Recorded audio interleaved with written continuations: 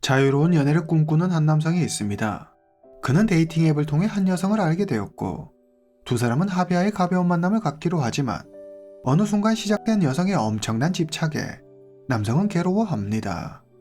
그녀는 매일 수십 통의 문자 메시지와 이메일을 보내는 것은 기본이고 남성의 주변인들까지 괴롭힙니다.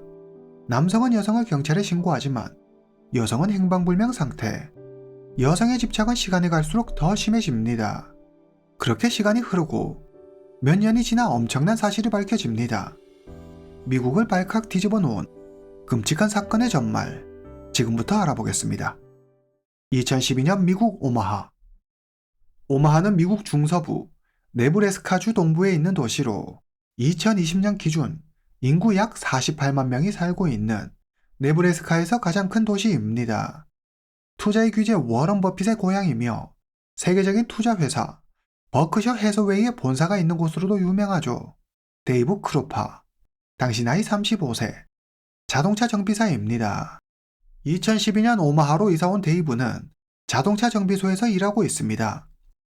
데이브는 얼마 전 12년 동안 동거하며 두 명의 아이를 낳았던 에이미 플로라와 헤어지고 각자의 길을 가기로 했습니다. 새로운 삶을 살고 싶었던 데이브는 아이들 양육권도 포기하고 여자친구 에이미가 둘 사이에서 낳은 아이를 혼자 키우기로 합니다. 2012년 10월, 완전한 자유의 몸이 된 데이브는 본격적으로 싱글 라이프를 즐깁니다. 그는 자유연애를 꿈꾸며 바로 데이트 앱에 가입합니다. 그리고 그곳에서 샤나 리즈를 만납니다. 샤나 리즈, 1975년 6월 28일 출생, 미시간에서 태어났습니다. 리즈는 두 아이를 둔 싱글맘입니다. 데이브는 당차고 활발한 성격의 리즈가 마음에 쏙 들었습니다. 리즈 역시 데이브가 마음에 들었죠. 두 사람에게는 오토바이라는 공통 관심사도 있었습니다. 급격히 가까워진 두 사람은 곧 연인이 됩니다. 리즈는 현재의 지친 삶에서 벗어나 데이브와 함께하는 삶을 꿈꿉니다. 그녀는 데이브와 진지한 만남을 원했습니다. 그러나 데이브는 그럴 생각이 눈꼽만큼도 없었죠. 어떻게 찾은 자유인데 누군가에게 구속받고 다시 한 여자에게 정착한 삶을 살고 싶지 않았습니다. 데이브는 자유 영혼의 소유자로 자유롭게 살고 싶었습니다. 데이브는 이런 자기 마음을 전혀 숨기지 않습니다. 그는 당당히 리즈에게 말하죠. 난 우리가 상대를 구속하기보다는 서로의 데이트 메이트로서 상대가 다른 이성을 동시에 만나는 걸 인정하고 이해해줬으면 좋겠어. 서로 터치하지 않고 자유롭게 만나는 거지. 네, 그렇습니다. 일명 오픈 릴레이션십. 애인이나 배우자가 있지만 다른 사람과도 잠자리 할 수 있다는 뭐 말이 좋아 열린 관계지. 한마디로 자기 마음 가는 대로 이 여자 저 여자 안 가리고 다 만나겠다는 거죠. 서로 합의하에 당당히 합법적으로 여러 사람을 동시에 만나며 즐기고 싶다는 건데 이런 염치도 양심도 국말아 먹은 것 같은 제안을 리즈는 받아들입니다. 사실 리즈는 데이브의 제안이 그다지 마음에 들지 않았습니다. 하지만 제안을 거절하면 그를 다시는 보지 못할지도 모른다는 생각에 쿨한 척 그의 제안을 받아들이죠. 2012년 가을의 어느 날 새로운 상대를 찾아 하이에나처럼 누비던 데이브의 눈에 한 여성이 들어옵니다. 캐리 파버. 데이브는 그녀가 가게 문을 열고 들어오는 순간 운명을 느낍니다. 캐리는 데이브가 일하는 정비소에 차를 맡긴 고객 중 한 명이었습니다. 그녀를 보자마자 데이브는 그녀의 아름다운 모습에 반합니다. 하지만 따로 말을 건네지는 못하죠. 그러다 우연히 데이팅 앱에서 그녀를 다시 보게 됩니다. 이건 운명이었습니다. 데이브는 인연이라며 그녀에게 메시지를 보냅니다. 캐리 파버, 1974년 11월 30일 출생, 당시 나이 37세, 그녀는 이혼하고 현재 15살 된 아들 맥스와 지내고 있습니다. 캐리는 똑똑하고 아름다웠습니다. 그녀는 컴퓨터 프로그래머로 일하고 있습니다. 캐리 역시 정비소에서 만났던 데이브를 기억하고 있었습니다. 하지만 데이브에게 별로 관심이 없었죠. 그러나 차를 찾으러 다시 간 정비소에서 그를 보고 흥미를 느낍니다. 데이브는 캐리에게 데이트 신청을 하고 캐리는 데이브의 데이트 신청을 받아들입니다. 10월 29일 데이브와 캐리의 첫 데이트 날입니다. 두 사람을 레스토랑에서 만납니다. 아름답고 자신감 넘치는 캐리의 모습에 데이브는 완전히 반하고 맙니다. 두 사람은 유쾌하게 대화를 나누며 즐거운 시간을 보냅니다. 저녁 식사가 끝나고 데이브가 조심스럽게 캐리를 집으로 초대합니다. 괜찮으면 우리 집에 가서 커피 한잔 할래요? 캐리는 흔쾌히 그의 제안을 받아들입니다. 데이브와 캐리는 데이브의 집 소파에 앉아 이야기를 나눕니다. 한창 분위기가 무르익어 가고 있을 때 이들을 방해하는 이가 있었습니다. 바로 리즈였습니다. 리즈는 데이브가 캐리를 만나고 있는 내내 데이브의 아파트에 두고 온 물건이 있다며 당장 필요한 물건이라며 데이브에게 계속 연락을 하고 있었습니다. 캐리는 데이브의 아파트 복도에서 그의 또 다른 여자친구 리즈를 마주칩니다. 데이브는 이 상황을 캐리에게 어떻게 설명해야 할지 난감했습니다. 그러나 데이브의 우려와 달리 캐리는 무척 이해심이 많은 여자였습니다. 캐리의 반응은 너무나도 쿨했습니다. 난 우리가 서로 사생활은 간섭하지 않았으면 해. 그냥 가볍게 만나면 좋겠어. 캐리는 리즈의 존재를 전혀 의식하지 않는 듯 했습니다. 바로 데이브가 찾던 완벽한 상대였습니다. 그녀는 매력적이고 지적인 데다 이성관도 잘 맞았죠. 어렵게 뭘 설명할 필요도 눈치 볼 필요도 없었습니다. 데이브는 캐리와의 만남이 잭팟을 맞은 것만 같았습니다. 두 사람은 급속히 가까워집니다. 이때까지만 해도 몰랐습니다. 캐리와 리즈, 두 여성의 단 몇 초밖에 되지 않은 그 만남이 모두의 운명을 바꿔놓을 줄 말이죠. 2012년 11월 캐리의 회사는 데이브의 집과 가까운 오마하에 있습니다. 캐리는 회사에서 중요한 프로젝트를 맡게 됩니다. 일이 바빠진 캐리는 당분간 회사에서 가까운 데이브의 집에서 지내기로 합니다. 2012년 11월 13일 아침, 지난밤 뜨거운 밤을 보낸 데이브는 출근하는 캐리를 배웅하며 키스합니다. 데이브는 행복했습니다. 아마도 그는 몰랐을 겁니다. 이 순간 행복 끝, 불행 시작이라는 것을요. 정비소에 출근한 데이브는 캐리로부터 한 통의 문자를 받습니다. 우리 같이 살래? 황당했습니다. 몇 시간 전까지만 해도 별말 없던 사람이 느닷없이 같이 살자고 하니 당황스러웠습니다. 분명 가벼운 만남을 전제로 진지한 관계로 발전하지 말자고 합의해놓고 이제 와서 왜 이러는지 모를 일이었습니다. 데이브는 좋은 생각이 아닌 것 같다며 나름 정중하게 캐리의 제안을 거절합니다. 그러자 생각지도 못한 일이 일어납니다. 꺼져. 나 다른 사람 만나고 있으니까 다시는 연락하지 마. 캐리로부터 거친 내용의 메시지가 옵니다. 자기와 완벽히 같은 생각인 줄 알았는데 데이브는 아쉬웠지만 어쩔 수 없는 일이라고 생각합니다. 그런데 문제는 이 다음부터 시작됩니다. 캐리는 데이브에게 수십 통의 욕설 문자를 보내고 수백 통의 전화를 걸었습니다. 데이브의 전화기가 한마디로 폭발할 지경이었습니다. 넌 내 인생을 망쳤어. 쓰레기 같은 자식. 죽여버릴 거야. 캐리는 계속 데이브를 위협하는 메시지를 보냅니다. 캐리와 만남을 가진 게 2주밖에 안 되긴 했지만 뭐에 쉰 것처럼 완전히 달라진 그녀의 모습에 데이브는 무척 당황스러웠습니다. 이중 인격자가 따로 없었죠. 지난 2주간 두 사람은 잘 만났고 캐리가 그들의 합의를 깰 의사를 전혀 비치지 않았기 때문에 이제 와서 이러는 캐리가 도통 이해되지 않았습니다. 완벽한 이상형을 만났다고 생각한 데이브는 충격에 빠집니다. 데이브는 자기 마음이 거절당했다고 생각한 캐리가 화가 나고 민망해서 잠시 이러는 거로 생각했습니다. 이러다 말 거라고 생각하죠. 그러나 그건 데이브의 완벽한 착각이자 오판이었습니다. 시간이 가면 갈수록 캐리의 행동은 도가 지나쳤습니다. 매일같이 50통에서 60통의 문자를 보내는 것은 물론 100여 통이 넘는 이메일을 보내는데 입에 담기도 힘든 욕과 끔찍하고 공포스러운 사진들로 가득했습니다. 데이브가 캐리의 계정을 차단하면 캐리는 또 계정을 바꿔 연락을 계속해 왔습니다. 이대로는 안 되겠다는 생각에 데이브가 계정을 바꾸면 어떻게 알았는지 귀신같이 새 데이브의 계정으로 연락을 해왔습니다. 말 그대로 미칠 노릇이었죠. 캐리의 광기는 여기서 그치지 않았습니다. 하루는 데이브가 산책하고 있는데 집 주변에서 낯익은 자동차를 발견합니다. 가까이 다가가 번호판을 확인해 보니 바로 캐리의 차였습니다. 캐리의 차라는 걸 확인한 순간 데이브는 등골이 오싹했습니다. 캐리가 날 감시하고 있는 게 분명해. 데이브는 경찰에 스토킹을 당하고 있다며 신고합니다. 신고를 받고 출동한 경찰이 캐리의 차를 수색합니다. 하지만 별다른 특이점은 발견할 수 없었습니다.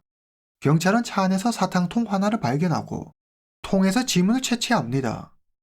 그런데 지문은 캐리의 것이 아니었습니다. 데이브를 포함해 몇몇 사람들의 지문을 비교해 보지만 일치하는 이가 없었습니다. 경찰은 아무 단서를 찾지 못합니다.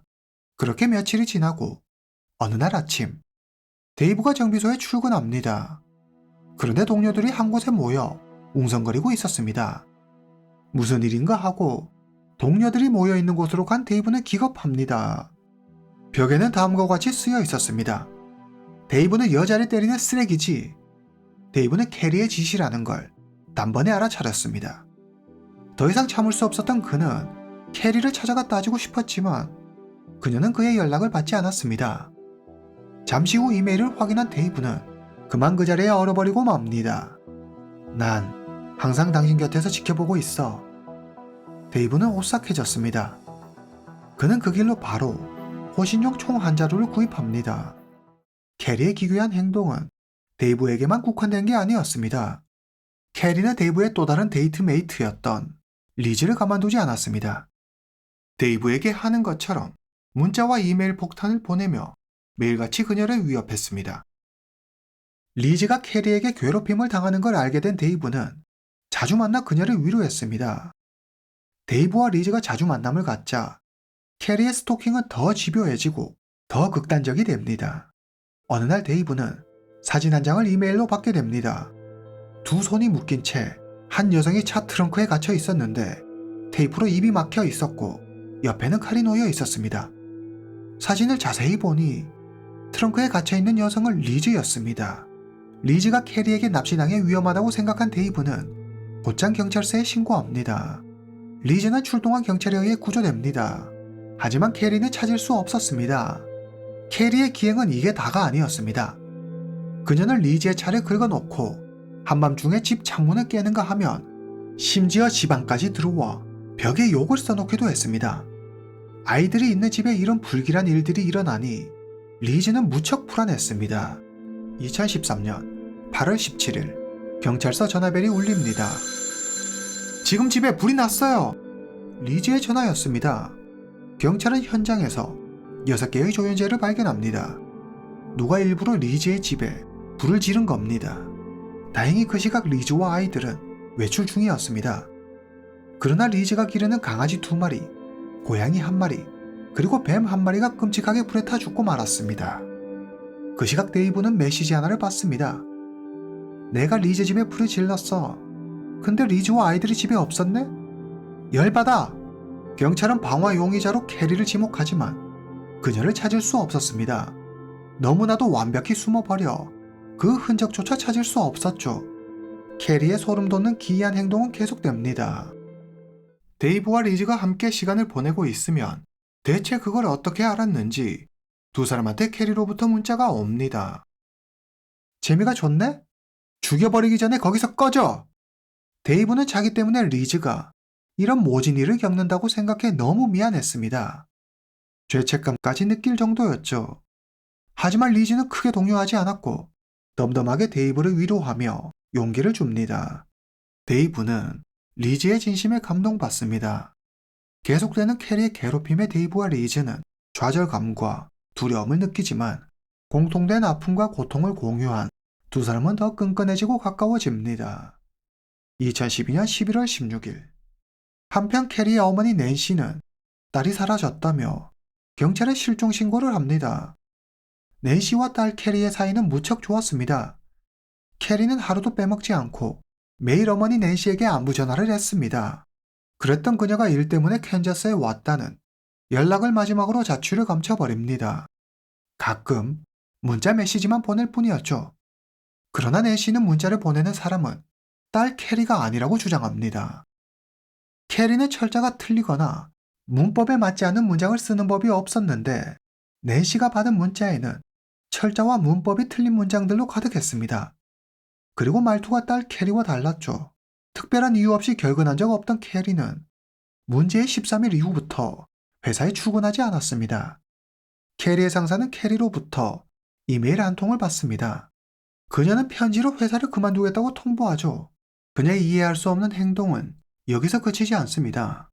캐리는 친오빠 결혼식은 물론이고 하나밖에 없는 아들의 맥스의 생일, 추수감사절 등 중요한 가족 행사에 모습을 드러내지 않습니다. 심지어 아버지의 장례식에도 나타나지 않습니다. 낸시는 캐리에게 당장 전화하라며 수십 통의 문자를 보내지만 캐리는 혼자만의 시간이 필요하다며 그냥 자기를 내버려 두라고 말합니다. 캐리는 문자로만 답할 뿐 한 번도 전화하지 않았습니다. 아들 맥스 역시 엄마 캐리로부터 온 문자가 진짜 자기 엄마가 보낸 게 아니라고 생각합니다. 하루는 맥스가 문자를 보냅니다. 엄마, 내 풀네임이 뭐지? 캐리는 아무 대답이 없습니다. 낸시는 틀림없이 딸 캐리에게 뭔가 끔찍한 일이 생겼다고 생각합니다. 그녀는 경찰에 도움을 요청합니다. 경찰은 캐리를 찾기 위해 그녀의 휴대전화 위치 추적을 하지만 데이브의 아파트 근처라고만 나올 뿐 그 주변을 수색해 봐도 캐리나 캐리의 자동차를 찾을 수 없었습니다. 캐리가 어디에 있는지 알 수 없었지만 그녀의 스토킹은 멈추지 않았습니다. 경찰은 캐리가 어디에 있는지 찾는 것보다 그녀의 스토킹을 멈추게 하는 게 우선이라고 생각해 그것에 초점을 두고 수사했습니다. 캐리는 22살의 아들 맥스를 낳았습니다. 어린 나이에 아기 엄마가 된 캐리는 맥스를 낳고 우울증과 섭식장애에 시달립니다. 데이브를 만났을 당시 좀 호전된 상태이기는 했지만 여전히 정신적으로 불안한 상태였기 때문에 경찰은 정서적으로 불안한 캐리가 데이브에게 집착해 스토킹한다고 생각했습니다. 성인 스스로 집을 나가 자취를 감춘 걸 경찰이 어떻게 할 수 있는 문제가 아니라고 생각해 경찰은 캐리 어머니 낸시의 실종 신고를 대수롭지 않게 여기고 소극적으로 수사합니다. 2015년 2월 데이브는 전화번호를 바꾸고 아이오와주의 카운실 블러푸스로 이사합니다. 자연스레 리즈와 만나는 횟수가 줄어들면서 캐리로부터 쏟아지던 문자 메시지도 잦아지는 듯 했습니다. 2015년 봄, 캐리가 사라진 지 3년이 지났습니다. 아이오와주 포타와마티 카운티 경찰서 소속 라이언과 짐 경관이 캐리의 사건에 관심을 갖습니다. 예전 자료를 조사하던 두 경찰은 수상한 점을 발견합니다. 약 3년 동안 캐리의 통장 입출금 내역이 전혀 없었습니다. 그 말인즉슨 돈 한 푼 쓰지 않고 지난 3년을 살았다는 건데 절대 불가능한 일이었습니다. 캐리는 안정된 직장을 가지고 있었고 좋은 집과 사랑스러운 아들 맥스가 있습니다. 그런 그녀가 한순간 모습을 감추다니 이해가 되지 않았습니다. 그리고 캐리와 데이브가 만남을 가진 건 고작 2주 정도밖에 되지 않았습니다. 고작 2주 만난 남자를 몇 년 동안 스토킹한다는 게 상식적으로 납득이 가지 않았습니다. 모든 게 이상했습니다. 라이언 역시 이 상황이 심상치 않다고 판단합니다. 캐리는 이 세상 사람이 아닐 수도 있다. 그들은 본격적인 수사에 착수합니다. 그 시각 데이브는 리즈에게 점점 실증을 느낍니다. 시간이 지날수록 리즈는 데이브에게 진지한 만남을 요구했고 데이브는 리즈가 질척된다고 생각해 점점 그녀를 멀리합니다. 그는 온라인에서 새로운 여성을 만납니다. 그러다 캐리의 스토킹이 심해지면 다시 그 공통점으로 리즈와 가깝게 지내죠. 그뿐만 아니라 데이브는 전 여자친구 에이미와도 종종 휴일을 함께 보냅니다. 두 사람 사이에 아이가 있었기 때문에 쉬는 날이면 아이들과 함께 시간을 보냈습니다. 데이브와 헤어진 에이미도 새로운 남자를 만나 아이를 낳았는데 리즈는 데이브가 에이미의 막내까지 챙기며 다 같이 시간을 보낸다는 사실에 분노했습니다. 네, 그렇군요. 참 할 말은 많지만 뭐라 할 말이 없네요. 어찌됐든 세상에서 제일 바쁜 게 데이브가 아닌가 싶습니다. 어떻게 저렇게 부지런할 수 있는지 참 놀랍네요. 하루는 리즈가 경찰서에 찾아옵니다. 그녀는 데이브의 전 여자친구 에이미로부터 끔찍한 괴롭힘과 협박을 받고 있다며 에이미가 언제 자기를 공격할지 몰라 두렵다고 신고합니다. 그리고 한 가지 이야기를 덧붙이죠. 어쩌면 에이미가 캐리를 공격했을지도 몰라요. 리즈의 이야기를 들은 경찰은 수사에 필요하다며 데이브와 리즈의 휴대전화를 제출받아 디지털 포렌식 작업을 진행합니다. 그 결과 경찰은 리즈에게서 여러 수상한 정황을 발견합니다. 첫 번째, 리즈의 휴대전화에 캐리의 자동차 사진이 있었습니다. 두 번째, 20개에서 30개에 달하는 가짜 이메일 계정이 발견됩니다. 세 번째, 문자를 예약 전송하는 앱이 발견됩니다. 그리고 라이언과 짐 경관은 캐리의 어머니 낸시가 받은 한 문자를 주목합니다. 2012년 11월 17일, 낸시는 캐리에게서 문자를 하나 받습니다. 엄마, 집에 있는 가구를 다 팔았는데 구매자가 오면 나 대신 문 좀 열어줘요. 캐리는 그러면서 $5,000짜리 수표 사진을 보냅니다. 놀랍게도 수표에는 리즈의 사인이 있었습니다. 경찰은 이전 캐리의 자동차에서 발견한 사탕통에 묻어있던 지문을 떠올립니다. 당시 그 지문과 일치하는 이가 없었는데 리즈의 지문과 대조해 보니 사탕통에 묻어있던 지문은 리즈의 지문이었습니다. 설마 이 모든 게 리즈의 자작극이 아닐까? 경찰은 리즈를 용의선상에 올리고 그녀에 대해 수사합니다. 2015년 11월 30일, 데이브가 집에 둔 호신용 총을 도둑맞습니다. 그리고 6일 후, 2015년 12월 5일, 빅레이크 공원에서 리즈가 총에 맞는 일이 벌어집니다. 총알은 허벅지를 관통해 다행히 목숨에 지장은 없었지만 리즈는 패닉에 빠집니다. 리즈는 처음에는 너무 어두워 누가 자기를 쐈는지 못 봤다고 하다가 이내 곧 돌연 말을 바꿉니다. 확실히 봤어요. 절 쏜 사람은 바로 에이미예요. 경찰은 데이브의 전 여자친구 에이미를 경찰서로 불러 조사하지만 그 시각 에이미는 자기 집에 있었다는 이웃들의 증언이 이어집니다. 그녀에게는 완벽한 알리바이가 있었습니다. 경찰은 사건 당시 현장에 리즈 말고 아무도 없었다는 사실을 확인합니다. 라이언과 짐 경관은 경찰의 수사가 자기에게 향하는 것 같아지자 초조해진 리즈가 캐리를 대신해 에이미를 새로운 타깃으로 삼고 자작극을 벌인 게 아닌지 의심합니다. 지금까지의 정황 증거로 보아 경찰은 리즈가 피해자인 척 연기하며 데이브의 동정심을 사 데이브를 차지하려고 꾸민 일이 아닌가 생각합니다. 본인이 캐리인 척 연기하며 계속해서 데이브를 괴롭혔던 것이죠. 그녀는 예약 문자 서비스를 통해 데이브와 함께 있을 때 자신도 캐리의 스토킹 문자를 받아 마치 피해자인 양 연기하는 치밀함을 보이기도 했습니다. 그럴 때마다 데이브는 자기 때문에 리즈가 고통을 받고 있다고 생각해 리즈에게 더 잘해주었습니다. 집에 불을 낸 것도 총을 쏜 것도 리즈 스스로 벌인 자작극이었죠. 그렇다면 진짜 캐리는 어디에 있는 걸까요? 라이언과 짐은 리즈를 경찰서로 소환해 조사합니다. 리즈는 캐리의 행방에 대해 아는 바가 없다며 데이브의 전 여자친구 에이미가 수상하다고 주장합니다. 에이미가 평소 캐리를 무척 싫어했어요. 그녀가 홧김에 캐리를 죽여버린 거예요. 데이브의 총을 훔쳐간 것도 에이미가 한 일이거든요. 라이언과 짐은 흠칫 놀랍니다. 데이브의 총이 사라진 건 기밀 사항이었기 때문이죠. 그런데 그 사실을 리즈가 알고 있다니 두 사람은 리즈를 상대로 함정 수사를 벌입니다. 그들은 아무래도 에이미가 의심스럽다며 결정적인 증거가 필요하다고 이야기합니다. 캐리가 사라진 건 아무래도 에이미 집 같아요. 근데 확실한 증거가 없단 말이죠. 당장이라도 체포하고 싶은데 우리에겐 직접적인 증거가 필요해요. 리즈는 자기가 직접 에이미에게 연락해보겠다고 말합니다. 얼마 지나지 않아 리즈는 에이미로부터 메일을 받았다며 경찰을 찾아옵니다. 에이미한테서 자백 메일을 받았어요. 메일의 내용은 꽤 구체적이었습니다. 에이미의 메일에 따르면 3년 전 에이미는 캐리의 차 조수석에서 캐리의 배와 가슴을 찔러 죽인 후 태워 쓰레기 봉투에 담아 쓰레기장에 버렸다고 했습니다.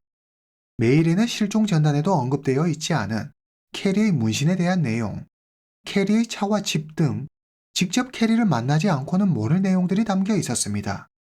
경찰은 리즈가 캐리를 살해했다고 확신했습니다.